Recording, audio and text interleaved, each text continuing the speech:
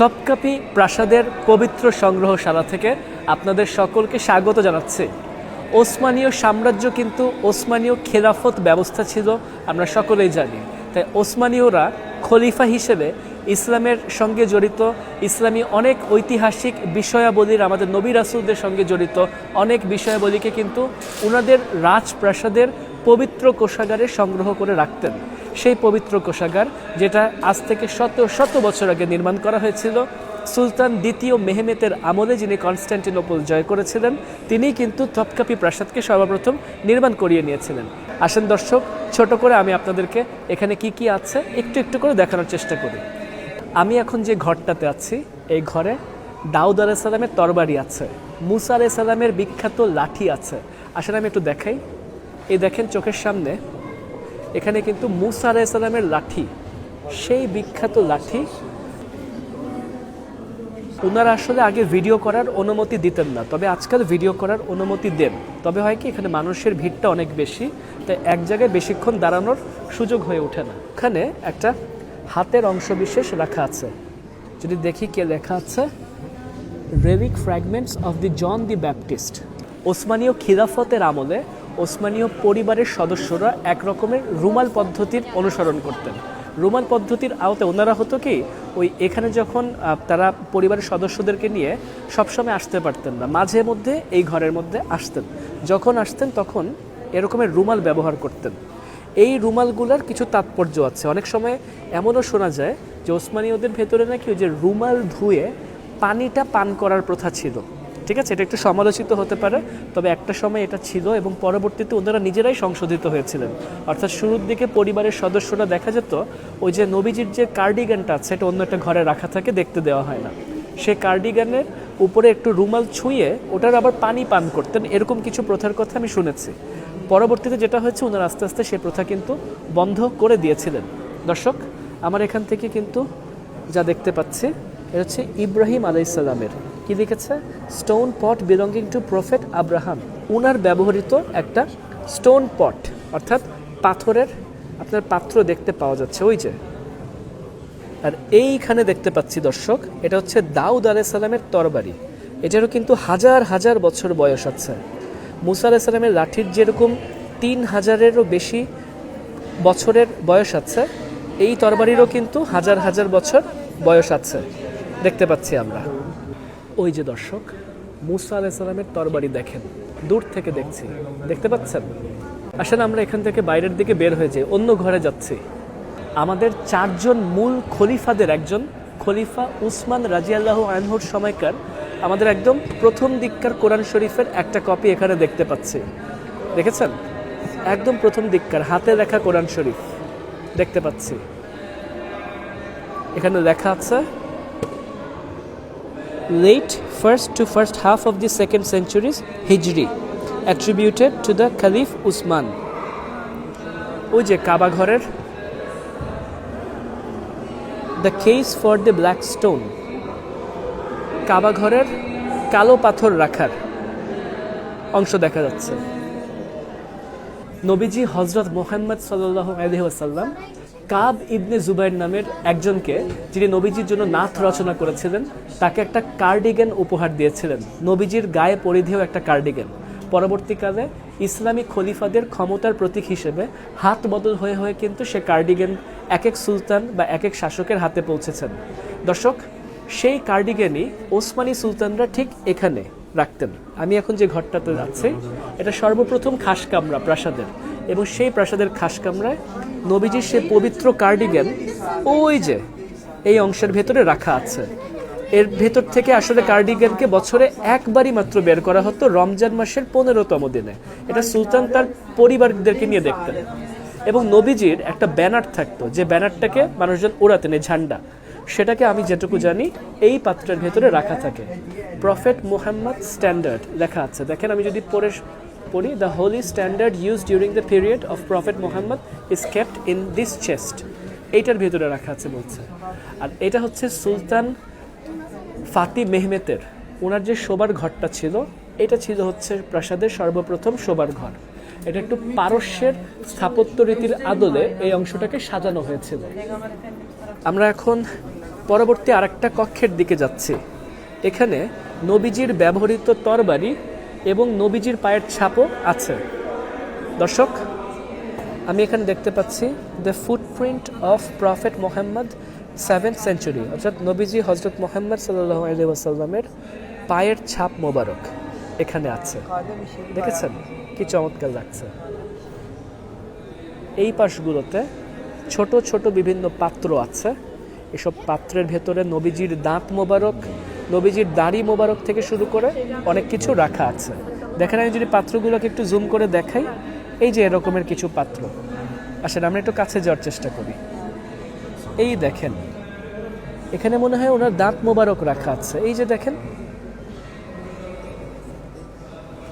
নবীজি ধর্ম প্রচারের জন্য বলেন অথবা রাজনৈতিক কারণে বলেন, তিনি বিভিন্ন সময় কিন্তু পত্র চালান করেছেন। আমরা কিন্তু সূরা আলাক থেকেই জানি যে নবীজির কাছে যখন ওহী আসলো, উনি কিন্তু বলছিলেন যে উনি পড়তে পারেন না। তখনই কিন্তু বলা হলো পড়ো তোমার প্রভুর নামে। এমনকি উনি সাধারণত লিখতেন না বলেই আমরা জানি। তো নবীজির তরফ থেকে কিন্তু চিঠি ছাড়া হতো। সেসব চিঠির কিছু অংশ আমরা এখানে দেখতে পাচ্ছি। দেখেন, the prophets letter, a letter the Prophet Muhammad had sent to the false prophet Musaylima the liar. তাকে নবীজি এই যে চিঠি পাঠিয়েছেন, এগুলো কিন্তু হাতে লেখা চিঠি। কে লিখেছেন আমি বলতে পারছি না। ওই সামনে দেখেন সূরা তাকাসুর, সূরা তাকাসুরের প্রথম আয়াতগুলো যেখানে লেখা হয়েছিল, সেই অংশটাকে আমরা দেখতে পাচ্ছি। এই মুহূর্তে আমরা নবীজির দাড়ি মোবারক থেকে একটি পবিত্র চুল মোবারক দেখতে পাচ্ছি। ওই যে দেখতে পাচ্ছেন। আর এখন দেখছেন নবীজির অজু করার সময় ব্যবহৃত একটি পাথর। দর্শক, নবীজি যখন ওফাত বরণ করলেন, তখন ওনার শরীরকে ধৌত করা হয়েছিল যে পানি দিয়ে, সে পানিটা এই পাত্রে রাখা থাকতো। দেখেছেন, এই যে সে পানির পাত্র, এটা ভেঙে গিয়েছে। সে ভাঙা পানির পাত্রকেও কিন্তু ওনারা সংরক্ষণ করছেন। এখানে দেখতে পাচ্ছি, এখানে একটা ছোট পাত্র, খুব চমৎকার সাজসজ্জা করা। এটা মনে হচ্ছে বিভিন্ন রত্নমোহর দেওয়া আছে। The case for beard hair from prophet Mohammad. ঠিক আছে, নবীজির দাড়ি মুবারকের যে চুল, সেটার অংশ এখানে রাখার জন্য এই পাত্রকে ব্যবহার করা হতো। এখানে দেখছি একটা ওসমানী আমলের একটা সাজানো একটা চমৎকার পাত্রকে দেখা যাচ্ছে। আর তার পাশাপাশি holy dust collected as a blessing from the tomb of the prophet Mohammad while it was being renovated. অর্থাৎ ওসমানীয়রা নবীজির যে রওজা মুবারক আছে, তাকে কিন্তু রেনোভেট করেছেন। সে রেনোভেশনের সময় ওনারা যে ছোট যে আপনার গুঁড়াগুলো পেয়েছেন, ধরেন মাটির অংশ বা ধুলোর অংশ, সেইগুলোকে যে হোলি ডাস্ট বলা হচ্ছে, সেগুলোকে কিন্তু এখানে জমিয়ে রাখা আছে এই পাত্রে। সামনে যে পাত্রটি দেখছেন, উহুদ যুদ্ধে শহীদ হওয়া নবীজির একটি পবিত্র দাঁত মোবারক এই পাত্রের ভেতরে রাখা আছে। আর এখন দেখতে পাচ্ছেন নবীজির পায়ে দেওয়া জুতা মোবারক। এখানে যেরকম একটি দেখছেন, এই পাশেও একটি পাটি দেখা যাচ্ছে। আবার হাতের ডান দিকে এদিকেও একটা জুতা মোবারক দেখা যাচ্ছে, 7ম শতাব্দীর জুতা মোবারক। এই মুহূর্তে আমি খালিদ ইবনে আল ওয়ালিদের ব্যবহৃত তরবারি দেখতে পাচ্ছি। এ দেখুন, লেখা আছে খালিদ ইবনে আল ওয়ালিদ সোয়ার্ড। এই যে এই তরবারিটি, এবং এখানে আছে আরেকটা তরবারি উনারই ব্যবহৃত। তাছাড়া এই পাশে আমরা দেখতে পাচ্ছি, ও এটাও খালিদ ইবনে ওয়ালিদের ব্যবহৃত তরবারি। তার মানে এগুলোর সব অংশই হচ্ছে বীর যোদ্ধা খালিদ ইবনে ওয়ালিদের ব্যবহৃত তরবারি আমরা দেখতে পাচ্ছি। এ পাশে আরও অনেক নিদর্শন আছে। আমি যেটুকু জানি আমাদের খলিফাদেরও কিছু নিদর্শন আছে, এর আগে আমি দেখে গিয়েছি। এটা হচ্ছে খলিফা ওমর রাদিয়াল্লাহু আনহুর তরবারি। দেখেন কি চমৎকার বিশাল তরবারি লাগছে। এবং এটা হচ্ছে খলিফা আলী ইবনে তালিব, খলিফা আলী রাদিয়াল্লাহু আনহুর তরবারি এখানে আছে, বিশাল তরবারি। এবং খলিফা উসমানের তরবারি, মনে হয় ওপরেরটা হবে। এবং এপাশ থেকে খলিফা আবু বকর সিদ্দিকী রাদিয়াল্লাহু আনহুর তরবারি এখান থেকে আমরা দেখতে পাচ্ছি। দর্শক আসেন, এই অংশটাতে বেড়াতে আসলে এত ভালো লাগে। আমি কয়েকবার এসেছি, প্রতিবারই খুব বিমোহিত হই। মাশাআল্লাহ, আলহামদুলিল্লাহ, আমরা এখন পর্যন্ত এই পবিত্র নিদর্শনগুলোকে দেখতে পাচ্ছি। The bridal veil of Fatima, অর্থাৎ মা ফাতিমার ব্যবহৃত ব্রাইডাল ভেল, অর্থাৎ ওনার বিয়ের সময় এটাই কিন্তু ব্যবহৃত হয়েছিল। টারবান, এই দেখুন এটা পাগড়ি দেখতে পাচ্ছি।